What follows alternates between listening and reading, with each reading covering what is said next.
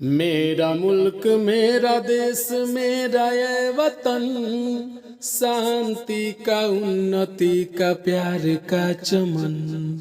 मेरा मुल्क मेरा देश मेरा ये वतन, शांति का उन्नति का प्यार का चमन।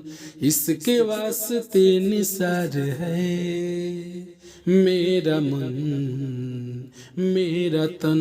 आए वतन आए वतन आए वतन, जाने मन जाने मन जाने मन। अपने इस चमन को स्वर्ग हम बनाएंगे, कोना कोना अपना देश का सजाएंगे, देश का सजाएंगे।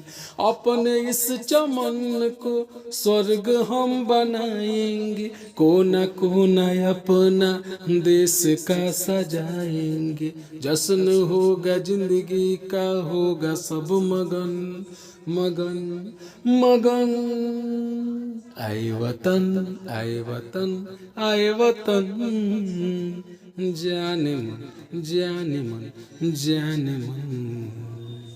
मेरा मुल्क मेरा देश मेरा ये वतन।